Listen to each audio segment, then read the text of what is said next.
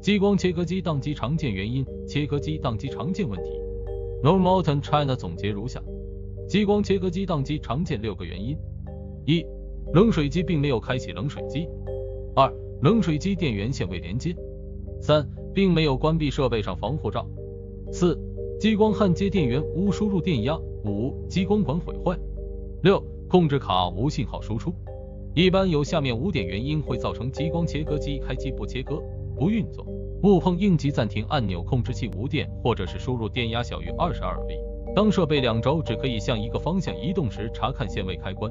控制卡无操控网络信号输出。齿轮连轴器或传动齿轮松动。脉冲和起跳的速度不搭配，会发出电极带不动传动齿轮的声音。激光切割机的激光管不出光的原因有以下几种。我们可以先查看一下激光切割机的水循环系统水流的情况。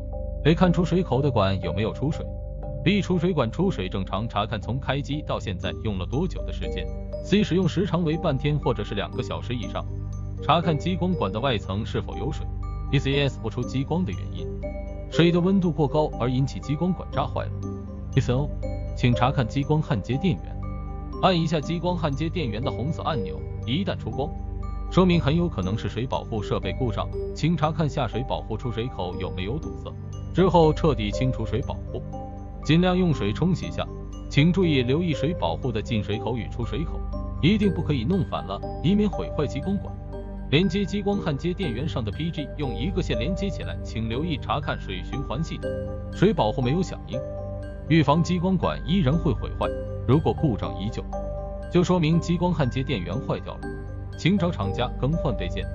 关于机器使用过程中激光管的光变弱的原因，首先，水冷机循环系统的情况，若循环系统出现异常，则应停机停掉电源后，查看水泵或冷水机电源插头等有没有插好，然后查看激光切割机的电压表是否正常。若正常，很有可能是激光管的问题，找厂家更换零件。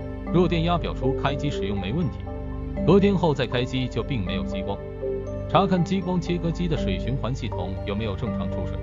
查看激光切割机电压表，按出光看电压表指示针有没有打得出来，如果是在5毫安以下，说明是电源坏掉了，建议您联系厂家更换或检修零件。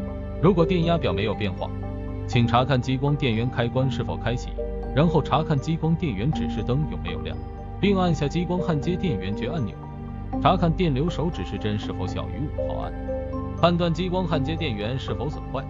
也可以将软件里的比较大光照强度和超小光强调到50%，再查看电压表指示针有没有到10到12毫安。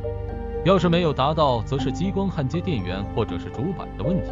以上就是激光切割机宕机原因分析，如有其他故障 ，NC 的技术顾问愿意随时为您效劳。NA for Techno or LTNCN.com